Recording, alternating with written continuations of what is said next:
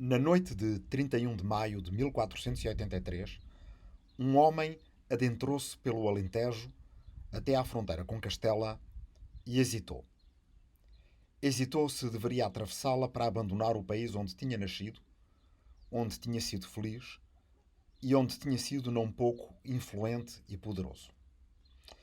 E já era o segundo dia em que hesitava. Na véspera, este homem tinha sido chamado a Évora para ver El-Rei Dom João II. Mas tinha boas razões para duvidar de que o rei o quisesse apenas ver ou sequer conversar com ele. Tinham sido agitadas as últimas semanas e meses na política do reino. Os últimos anos, até. Primeiro, o rei anterior, Afonso V, arruinado pelas suas guerras para conquistar o trono de Castela e tentar, quem sabe, unificar as Espanhas sob a preponderância de Portugal, desistira de ser rei. E depois mudara de ideias. Ainda por cima, tudo isso acontecer em França, onde o rei fora pedir apoio e, desiludido, tinha decidido abdicar, transformar-se em simples peregrino e desaparecer, a caminho de Jerusalém. O seu séquito lá conseguiu encontrá-lo já na estrada e convencê-lo a regressar a Portugal, onde, entretanto, o seu filho já tinha sido coroado. Dom João II devolveu a coroa ao pai e só a voltou a receber após a morte deste, mas numa situação em que os senhores feudais governavam os seus territórios praticamente sozinhos e conspiravam contra a coroa. Ou pelo menos, assim acreditava o rei. Ir ver o rei Dom João II por esses dias, quando se era secretário do Duque de Bragança, como era o caso do homem com que começamos esta história, poderia significar que a seguir a se ver o rei não se veria mais nada. Para mais, quando se recebe a notícia de que o Duque de Bragança, o patrão deste homem, tinha acabado de ser preso no dia 29 de maio. Por isso, o nosso homem já não foi a Évora a 30 de maio, como combinado, e agora já estava em falta para com o rei. Desceu então para sul, provavelmente até Barrancos. Hesitou uma última vez e atravessou a fronteira. Fez bem. O Duque de Bragança foi degolado publicamente em Évora no mês seguinte. O seu sucessor na contestação ao rei, o Duque de Viseu, atraído a Palmela e assassinado, talvez apunhalado pelo próprio rei no ano seguinte. Escapou o Duque de Beja, filho do anterior, por ser demasiado novo e por ser sobrinho da rainha. E escapou também o homem com que começámos esta história. O seu nome era Isaac Abravanel. Nascera em Lisboa 46 anos antes. Era judeu. Era um dos líderes da comunidade judaica. O Portugal de Isaac Abravanel era ainda um reino multirreligioso. A uma maioria cristã acrescentava-se uma muito numerosa minoria judaica e ainda os vestígios mais localizados e remotos de populações muçulmanas.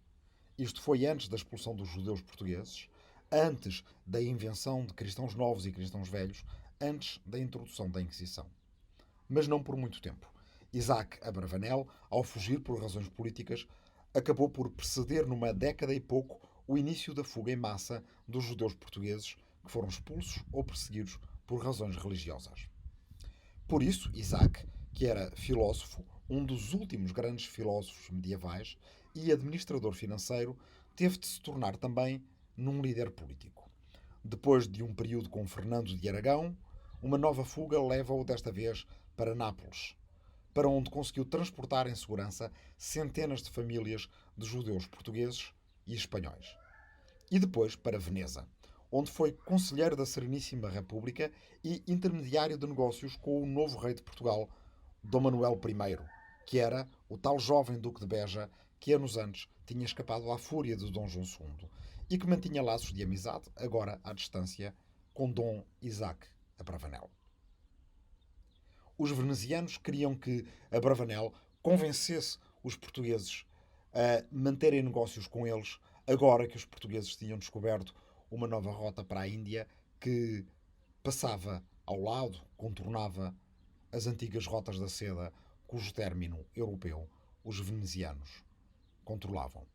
Sem sucesso, porque haveriam os portugueses de aceitar tal negócio com os venezianos, quando agora podiam ter o negócio todo para eles.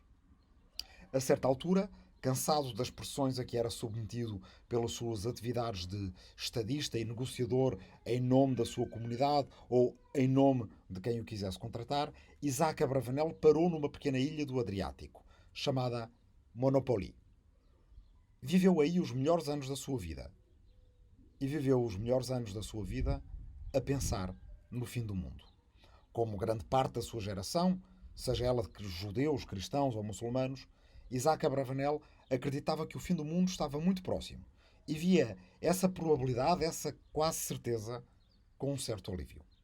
Talvez assim acabassem finalmente as suas tribulações e as tribulações do seu povo. Talvez essas tribulações explicassem porque tinha ele passado de jovem filósofo otimista e aristotélico, ainda em Lisboa, a maduro teólogo messiânico, apocalíptico, cabalístico e pessimista no seu longo exílio.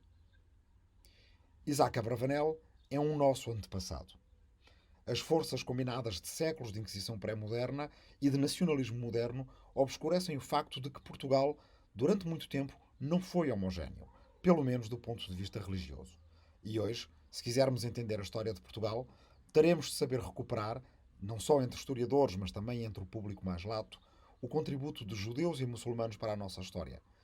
Investigá-lo, divulgá-lo e ensiná-lo. Mas, ao terem sido expulsados os judeus e muçulmanos de Portugal, a verdade é que estas comunidades, e muito em especial a comunidade de judeus portugueses, a nação portuguesa, como vem a ser conhecida, por exemplo, em Amsterdão, acabam por ser relevantes, decisivos mesmo, não só para a história de Portugal, como para a história intelectual, pelo menos do Ocidente. Isaac Abravanel nunca conseguiu voltar a Portugal, nem a Lisboa. Morreu em Veneza, provavelmente em novembro de 1508, ou seja, há 512 anos. Está enterrado em Pádua. Talvez não passasse muito longe do seu túmulo Damião de Góis, quando vivia em Pádua, e Simão Rodrigues, o homem que o denunciou quando com ele conviveu. A verdade é que não só o mundo não acabou, como novas gerações se seguiram a Isaac Abravanel, mesmo novas gerações de portugueses, em Veneza e em Pádua. Não só o mundo não acabou, como de certa forma estava a começar de novo. Quem o percebeu foi a geração seguinte, mas não percebeu logo. E essa será a história de hoje e a história de amanhã. Os contornos das divisões que se vão criando nesta Europa não são ainda claros. E precisamente porque os jovens estudiosos que os protagonizam não são assim tão diferentes uns dos outros, pouco nos deve surpreender que o nascimento do humanismo se faça num ambiente social e cultural que não é muito diferente do da Reforma Protestante e que, por sua vez, esse não seja muito diferente do da Contra-Reforma Católica. Inícios semelhantes para caminhos divergentes. Os jesuítas, por exemplo, foram formados também por esta geração que era a mesma de Erasmo. E, no fundo, os jovens que formaram a Companhia de Jesus não eram assim tão diferentes daqueles jovens que uns anos antes tinham feito nascer a utopia a uma mesa de uma taberna em Antuérpia. A Companhia de Jesus, cujos membros são vulgarmente conhecidos por jesuítas, nasceu também como nascem tantos projetos visionários, através de um encontro entre jovens estudantes, quase todos fora dos seus países.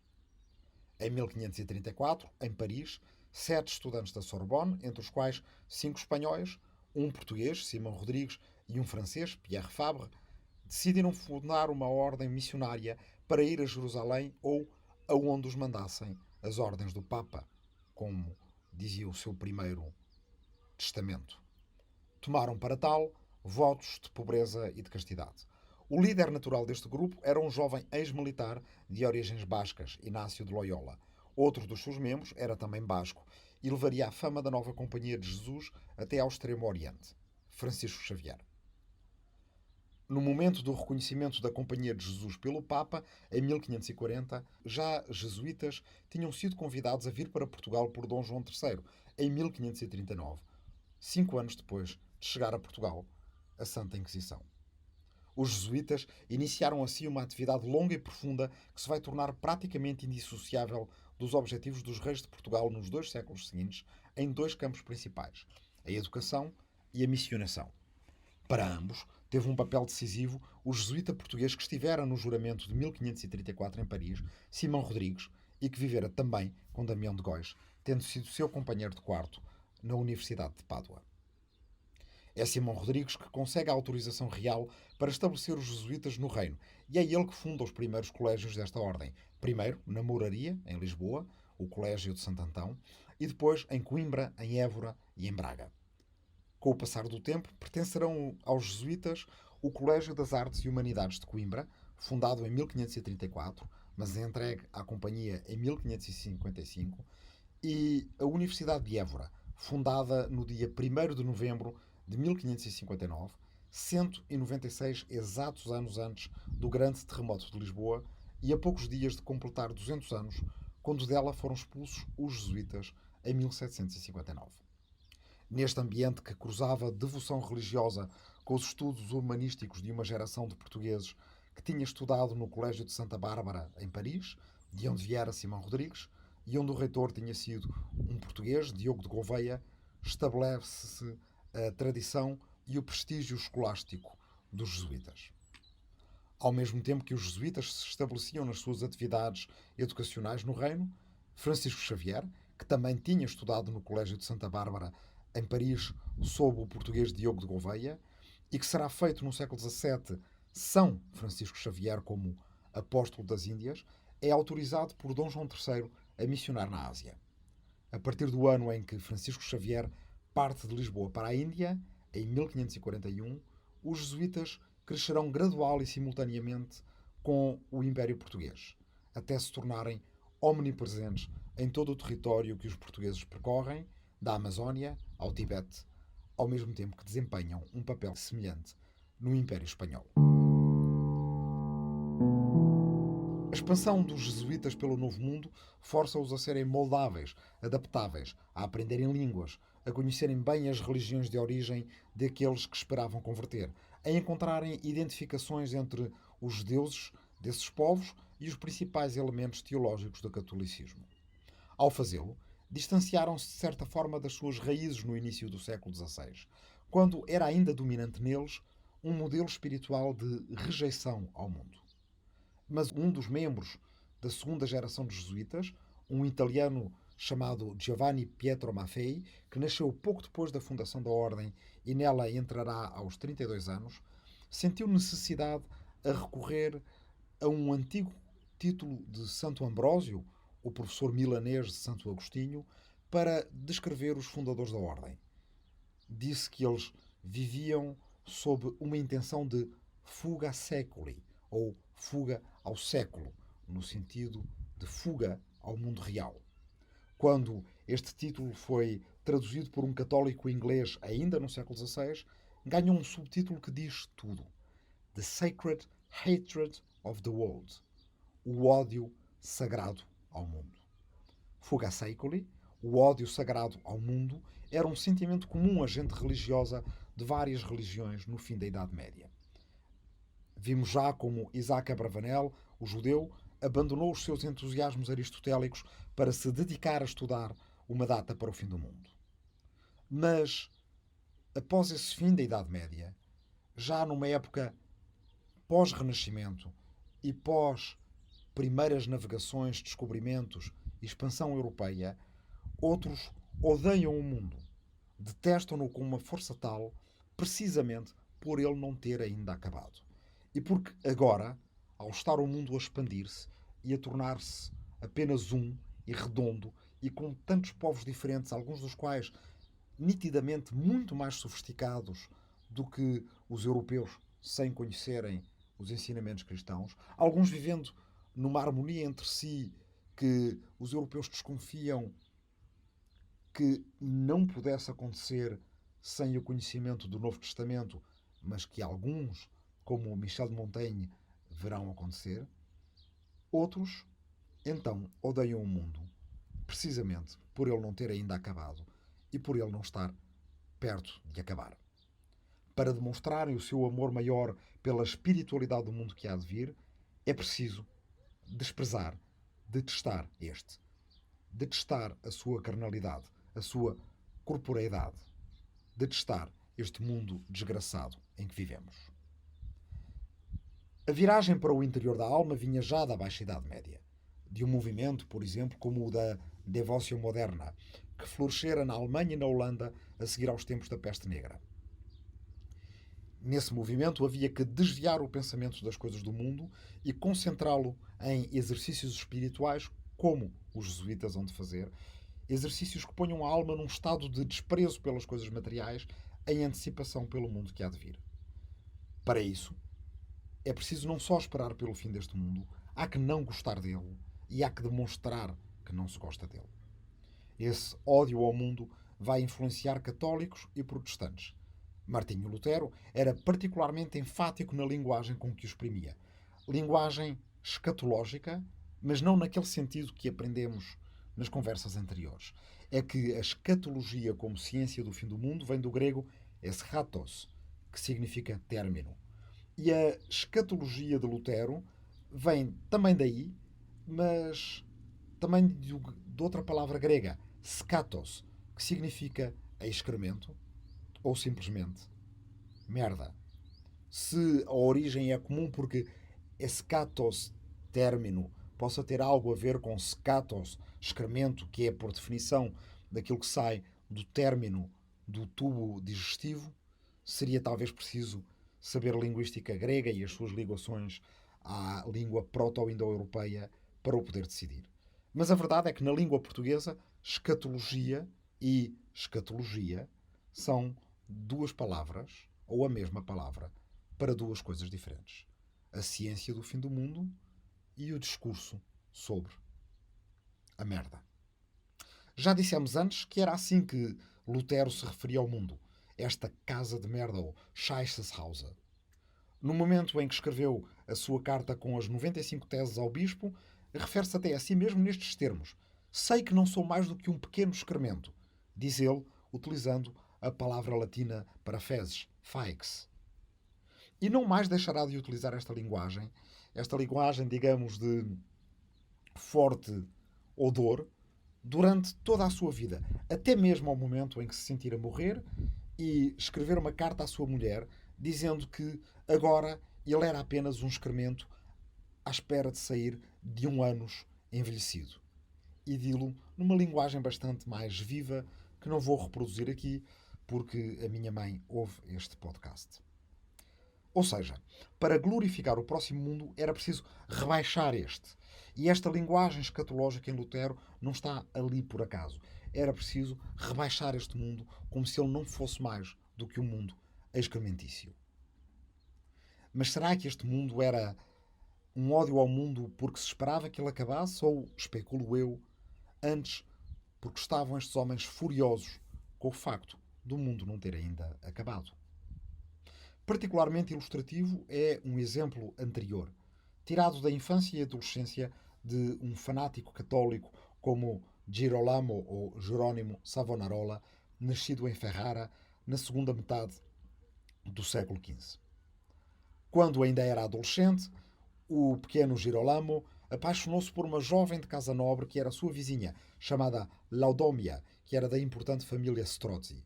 Um dia, Girolamo Savonarola teve a temeridade de se propor a Laodomia em casamento. Ao que ela lhe respondeu que jamais uma Strozzi casaria com Savonarola. Savonarola sentiu-se humilhado. Retribuiu o insulto, dizendo-lhe que jamais um Savonarola casaria com uma bastarda como ela.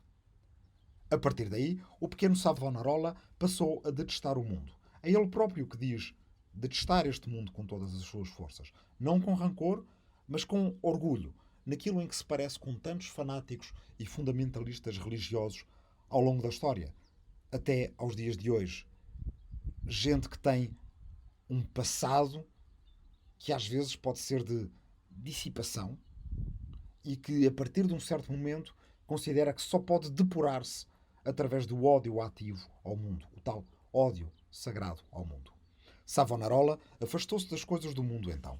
Casar, ter família, ter filhos, tudo isso não o interessava mais. Aproximou-se unicamente de Deus. Mas para ele, aproximar-se unicamente de Deus implicava ter noção da sua própria imperfeição, da sua insignificância, da sua falta de merecimento perante Deus.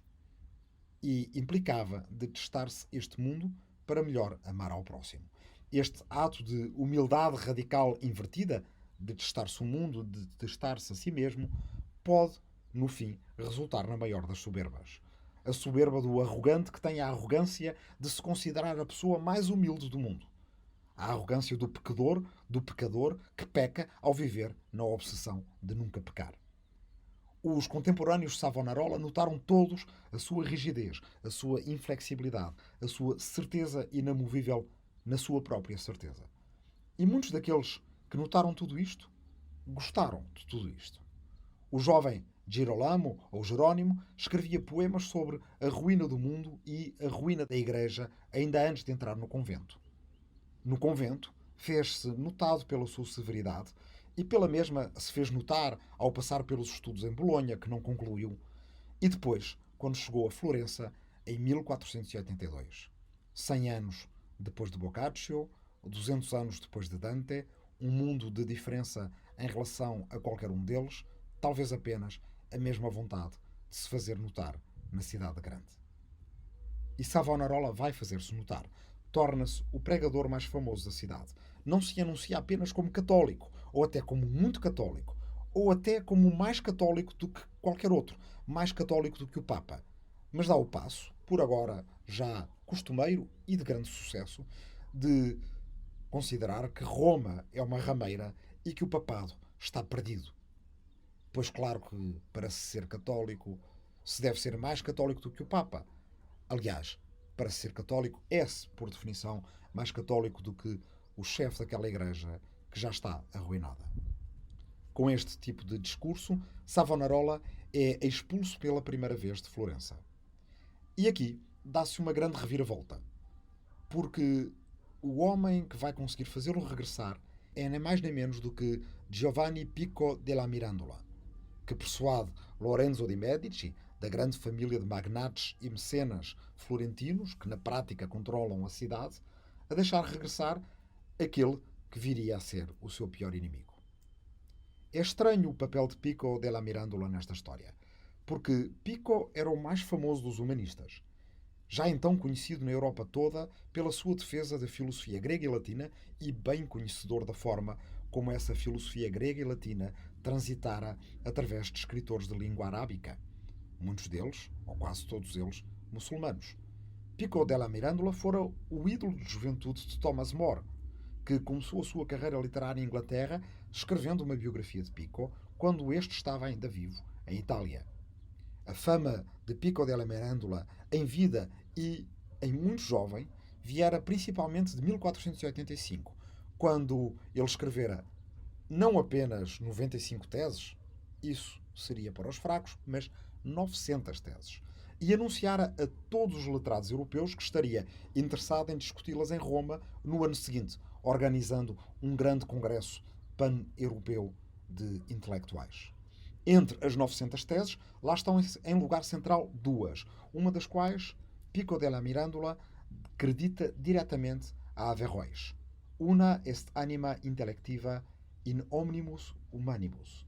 Só há uma alma intelectiva, só há uma inteligência potencial em todos os seres humanos. Esta era aquela crença que já encontramos antes, levada de Sevilha pelo nosso notário Brunetto Latini, e que era também crença pessoal do pai do melhor amigo de Dante, Guido Cavalcanti. A outra tese central para Pico della Mirandola é uma em que ele cita explicitamente Al-Farabi. Summum hominis bonum est perfectio per scientias speculativas. O bem mais elevado da humanidade atinge-se através das ciências especulativas. Ou seja, a felicidade alcança-se através da filosofia. Deste tipo de ideias, que como um rio subterrâneo vinham da antiguidade e reemergiam quando podiam à superfície de gerações a gerações entre filósofos de séculos e religiões diferentes, Pico retirara as ideias que expunha no prefácio às suas 900 teses. Chamado esse prefácio Discurso sobre a Dignidade Humana. Um prefácio que viria a ficar ainda mais famoso do que as teses que se destinava a prefaciar. Digamos que a ideia de dignidade humana é para nós hoje evidente. Ela aparece explicitada como base de todos os direitos humanos logo no artigo 1º da Declaração Universal de Direitos Humanos. É considerada irrevogável por inúmeras constituições atuais, a começar pela da República Federal Alemã, que se seguiu à Segunda Guerra Mundial. E não é por acaso. A inviolabilidade da dignidade humana é para nós hoje a muralha que nos protege da recorrência de crimes contra a humanidade, como foi o Holocausto. Mas a palavra dignidade não quis sempre dizer a mesma coisa. Dignitas, na antiguidade, tinha significado antes algo como prestígio, ou reputação, ou estima social adquirida, ou status, ou até autoridade. Era, portanto, explicitamente uma coisa que apenas algumas pessoas tinham e outras, é claro que não. A dignidade não era para todos. E se fosse para todos, deixaria de ser dignidade. Na Idade Média, a dignitas torna-se a parte visível da detenção e exercício de um cargo. Um rei tem dignidade de rei. Um bispo, de bispo. Um cardeal, de dignidade. Um cardeal, de cardeal, perdão. Já um plebeu não tem dignidade de plebeu. E um ser humano não tem dignidade de ser humano. Isso não existe. Porque dignidade é aquilo que distingue uns poucos humanos dos outros e não aquilo que nos unifica a todos. Naquele tempo, é claro. Este sentido de dignidade ainda o preservamos, contudo, no nosso tempo, na palavra dignitários. Quando há, por exemplo, um funeral de um grande estadista e vemos juntarem-se nas pompas fúnebres outros chefes de Estado, cabeças coroadas, líderes religiosos e diplomatas, ouvimos usar esta palavra. Eles são os dignitários. E implicitamente sabemos que nós, a maior parte de nós, não somos dignitários. No entanto, se nos dissessem que eles têm dignidade e nós não, ficaríamos seriamente ofendidos. Mas, até Pico della Mirandola, o conceito de dignidade era esse mesmo. Uns têm, outros não. E por isso, por ter defendido na esteira da extensão que Averroes e antes dele Alfarabi tinham feito das ideias de Aristóteles que todos os humanos eram iguais em dignidade, porque o intelecto ativo de todos era comum à humanidade inteira e porque, como tinha dito Dante, a maior realização da humanidade estaria em levar à máxima extensão a sua capacidade de entender, o prefácio de Pico della Mirandola era revolucionário. Discurso sobre a dignidade humana. Todos os humanos são iguais em dignidade. Por que razão, então, um humanista como Pico della Mirandola foi defender junto de Lorenzo de Medici que o intolerante Savonarola deveria retornar a Florença? É um mistério. É um mistério, pelo menos, se aquilo que procurarmos for a coerência absoluta entre pensamento e ação em todas as fases da vida das personagens de quem falamos. Mas isso seria enciclopedizá-las, quando aquilo que nós procuramos é o contrário. Nós procuramos percebê-los como pessoas comuns que andavam, que gemiam, que sentiam, que duvidavam, que hesitavam, pessoas que, como certamente diria Lutero, defecavam, como todos nós. E todos nós já vimos pessoas mudarem de opinião, passarem de um extremo ao outro. Quando são jovens, quando passam de jovens a adultos, quando se tornam velhos, em qualquer situação. Sobretudo, já vimos gente mudar de opinião, de um extremo ao outro, achando convictamente que continuam a achar exatamente o mesmo. E já vimos pessoas mudar uma parte das suas opiniões, não mudando as restantes, independentemente de, a partir de então, as suas opiniões não serem coerentes entre si. Tudo isso, qualquer dessas coisas, em parte uma dessas e de outras, pode ter acontecido a Pico della Mirandola, como antes especulamos que poderia ter acontecido a Dante quando passou de guelfo branco a gibelino, ou talvez tenha simplesmente chamado gibelino pelos guelfos, que continuaram guelfos, mas eram guelfos negros e detestavam os guelfos brancos. Não sabemos. O certo é que Pico era persuasivo e que Savonarola regressou a Florença. E Pico della Mirandola tornou-se um dos seus seguidores, embora reclamasse não ter mudado as suas opiniões libertinas e até libertárias anteriores. E no dia 17 de novembro de 1494, Pico della Mirandola morre aos 31 anos de idade, poucas semanas antes de o seu amigo, talvez amante, Angelo Poliziano morrer também. Cientistas confirmaram 500 anos depois que ambos, Pico della Mirandola e Angelo Poliziano, morreram envenenados por arsénico. No mesmo dia em que Pico della Mirandola morreu, o rei Carlos VIII de França invadiu Florença, expulsou os Medici e, na sua piaugada, deixou Savonarola como líder de uma espécie de república teocrática fundamentalista cristã.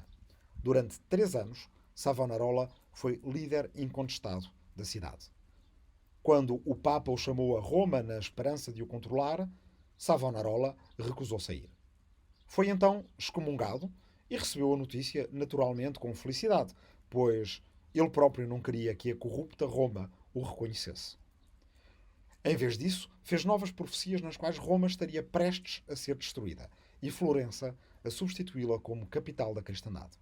Convenceu os florentinos a participarem na famosa Fogueira das Vaidades, onde estes queimaram objetos de luxo, vestuário indecoroso, obras de arte. Não é claro até hoje se o grande pintor Sandro Botticelli, da famosíssima Vênus que está nos Uffizi de Florença, queimou nesse dia pinturas suas, na mais importante dessas fogueiras, a de 17 de fevereiro de 1497, ou se simplesmente deixou de pintar por considerar a arte uma das vaidades. O que é certo é que morreu pobre após essa decisão. De repente, em abril de 1498, o jogo mudou. Um pregador rival de Savonarola desafiou-o. Já que ele era um homem tão pio, tão capaz de profetizar e talvez mesmo de fazer milagres, por que não aceitar competir com ele, caminhando sobre brasas, para que se visse a qual dos dois Deus favoreceria? Não era a intenção de Savonarola aceitar o desafio, mas o problema é que um dos seus secretários, absolutamente convicto nas capacidades do seu chefe, fê-lo por ele.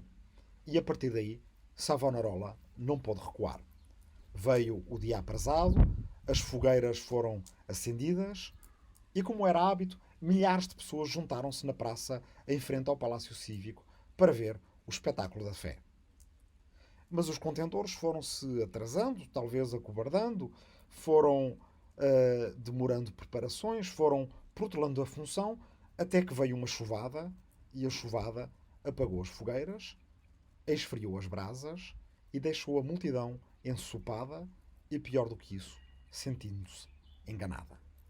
A fúria voltou-se contra Savonarola, que era sobre quem se entendia recair o ónus da prova. O nosso homem foi preso, confessou a falsidade das suas profecias e, passado umas semanas, foi enforcado e queimado. Era o dia 23 de maio de 1498. 6 dias antes, Vasco da Gama tinha chegado à Índia. Tempos depois, em Veneza, alguém escrevera num diário algo como "Estamos perdidos". Recorreram a Isaac Abravanel para os tentar salvar, sem sucesso. Depois de séculos a dominar a ponta europeia da Rota da Seda, que conseguiria sobreviver até ao impacto da peste negra, Veneza via agora que o negócio das especiarias lhes iria ser roubado pelos portugueses e que a economia mundial iria mudar. Entretanto, em Florença, os seguidores de Savonarola sobreviviam à morte do seu chefe. Os Medici voltavam à cidade. E ambos, seguidores de uns e de outros, fizeram o que sempre faziam os florentinos. Dividiram-se em 2 partidos políticos novos. Os Palecchi, do nome das bolas, ou Pale, que aparecem no escudo dos Medici, e os Piagnoni, que quer dizer simplesmente os Beatos, e que eram, claro, os seguidores de Savonarola. Palecchi e Piagnoni ocuparam assim, séculos depois, o lugar que em Florença tinha tido a rivalidade entre Guelfi e Ghibellini. Mas haveria outra maneira? Agora e mais agora, 6 Memórias do Último Milénio é um podcast de história para tempos de quarentena, para ajudar a passar o tempo e a pensar o tempo. Por Rui Tavares, para o público, com a edição de Ruben Martins, Marta Matias e Aline Flor. Esta é a nossa terceira memória de uma série dedicada à globalização. E esta foi a terceira conversa da terceira memória. O seu título é O Ódio Sagrado do Mundo. Agora e mais agora, Deve agradecimentos às universidades em que começou a ser escrito e onde estava a ser terminado. Universidade de Brown, de Columbia, de Massachusetts em Lowell, com acesso a Harvard, com o apoio do Real Colegio Complutense de Madrid.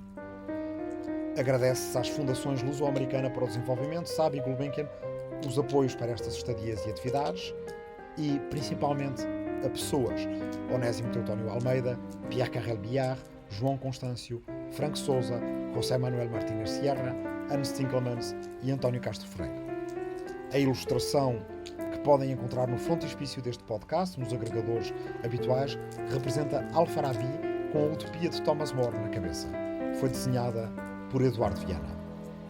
Agora e mais agora vai dedicado a todos os que estão de quarentena por estas semanas, em particular a quem está na minha aldeia de Arrifana, no Ribatejo, os descendentes de quem criou a expressão que dá título a este podcast. Vai dedicado também a todos os profissionais de saúde que estão a combater esta pandemia.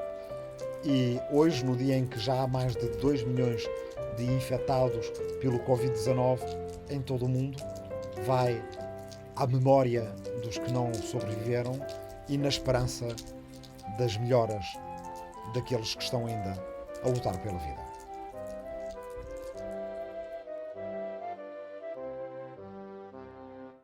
O público fica no ouvido.